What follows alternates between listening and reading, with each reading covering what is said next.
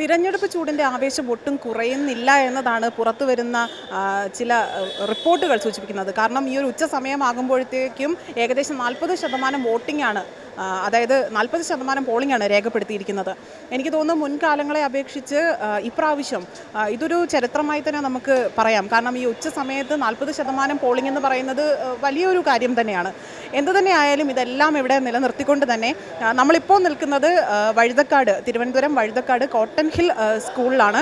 ഇവിടെയായിരുന്നു നമ്മുടെ വിശ്വപൗരനെന്ന് നമ്മളെല്ലാവരും തന്നെ വിശേഷിപ്പിക്കുന്ന കോൺഗ്രസ് MP ആയ ശശി തരൂരിന് വോട്ടുണ്ടായിരുന്നത്. അദ്ദേഹം ഇവിടെ വന്ന് അദ്ദേഹത്തിൻ്റെ സമ്മതിദായ അവകാശം അദ്ദേഹം രേഖപ്പെടുത്തി. അതെല്ലാം കഴിഞ്ഞ് ഇപ്പം നമ്മോട് പ്രതികരിക്കാനായിട്ട് അദ്ദേഹം നമ്മോടൊപ്പമുണ്ട്. നമുക്ക് അദ്ദേഹത്തിൻ്റെ ഈ ഒരു തിരഞ്ഞെടുപ്പിൻ്റെ വിശേഷങ്ങളൊന്ന് ചോദിച്ചറിയാം. അങ്ങ് പലപ്പോഴും നിഷ്പക്ഷവാദിയാണ് എന്നൊരു അഭിപ്രായം പൊതുവെ കേൾക്കുന്നുണ്ട്. കാരണം പ്രധാനമന്ത്രി നരേന്ദ്രമോദിയെ ഒരേപോലെ തന്നെ പുകഴ്ത്തുകയും എന്നാൽ ഒരേപോലെ വിമർശിക്കുകയും ചെയ്യുന്ന ഒരു വ്യക്തി കൂടിയാണ്. ഈ ഒരു അവസരത്തിൽ താങ്കൾക്ക് എന്താണ്, ആര് വിജയിക്കും, എന്താണ് താങ്കളുടെ ഒരു പ്രതീക്ഷ കേരളത്തെ പറ്റി? ഞാൻ നിഷ്പക്ഷമായിട്ടല്ല സംസാരിക്കുന്നത്. ഞാൻ കോൺഗ്രസിൻ്റെയും UDFിൻ്റെയും ഒരു പ്രചരണകാരനായിട്ടാണ് 59 മണ്ഡലത്തിൽ ഞാൻ കയറി ഇറങ്ങിയിട്ടുണ്ട്. 59 സ്ഥാനാർത്ഥികൾക്ക് വേണ്ടി ഞാൻ പ്രചരണം ചെയ്തിട്ടുണ്ട്. 12 ജില്ലയിൽ കയറി ഇറങ്ങാൻ സാധിച്ചിട്ടുണ്ട്. അഥവാ ഇലക്ഷൻ കമ്മീഷൻ നമുക്ക് കുറച്ചും കൂടി സമയം തന്നിട്ടുണ്ടായിരുന്നെങ്കിൽ ഞാൻ 14 ജില്ലയിൽ എത്തിയിട്ടുണ്ടാവും. പക്ഷേ ഞാൻ എല്ലാവരുടെയും കണ്ടിരിക്കുന്നത് ഒരു വിഹാരം നമുക്കുള്ളത് നമ്മുടെ UDFിന് വേണ്ടിയിട്ടാണ്, അനുകൂലമാണ്. ഞങ്ങൾ കാണുന്നത് നല്ലൊരു വിജയമായിരിക്കുമെന്ന്. ഇന്ന് തന്നെ ഈ 12 മണിയാകുമ്പോഴേക്കും 40% ആൾക്കാർ വോട്ട് ചെയ്തതെന്ന് കേൾക്കുമ്പോൾ അതൊരു നല്ലൊരു അടയാളമാണ്. കാര്യം എന്താ അതിൻ്റെ അർത്ഥം?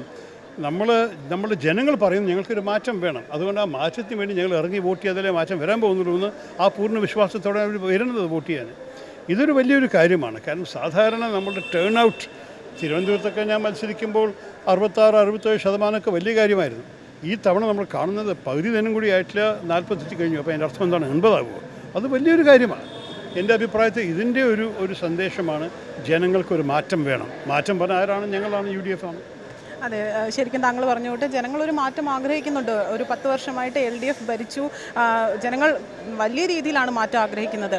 അപ്പോൾ അങ്ങനെ UDFിനൊരു ഭരണം കിട്ടുകയാണെങ്കിൽ എങ്ങനെയാണ് താങ്കളുടെ പാർട്ടിയെ നയിക്കാനായിട്ട് പോകുന്നത്? ഞാനല്ല നയിക്കാൻ പോകണം, അത് തീരുമാനം നിങ്ങൾക്കറിയാമല്ലോ. ഞങ്ങളുടെ ഹൈക്കമാൻഡ് കോൺഗ്രസ് പാർട്ടി നേതൃത്വം എടുക്കും. അവർ ജയിച്ചു പോയ MLAമാരോട് ചോദിച്ച് അവർ അഭിപ്രായം അറിഞ്ഞിട്ട് അവർ തീരുമാനമെടുക്കും. എനിക്ക് തോന്നുന്നു ആ തീരുമാനം വരുമ്പോൾ നിങ്ങളെല്ലാവർക്കും സന്തുഷ്ടമാവാനുള്ള സാധ്യത ഉണ്ടാകും. കാരണം നല്ല കഴിവുള്ളവരാണ് ഞങ്ങൾ മുന്നോട്ട് വയ്ക്കാൻ പോകുന്നത്. ഈ സർക്കാർ, ഐക്യജനാധിപത്യ മുന്നണി സർക്കാർ, നിങ്ങൾക്ക് നോക്കിക്കോളൂ, കഴിവും അറിവും അനുഭവമുള്ള നേതാക്കളെ ആയിരിക്കും. ആ നേതൃത്വത്തോടാണ് ഈ നാടിനെ നമ്മൾ നയിക്കാൻ പോകുന്നത്. പക്ഷേ ഞങ്ങളുടെ വിജയമല്ല പ്രാധാന്യം, ജനങ്ങൾ വിജയിക്കണം, കേരളം വിജയിക്കണം, അതാണ് ഞങ്ങളുടെ ആഗ്രഹം.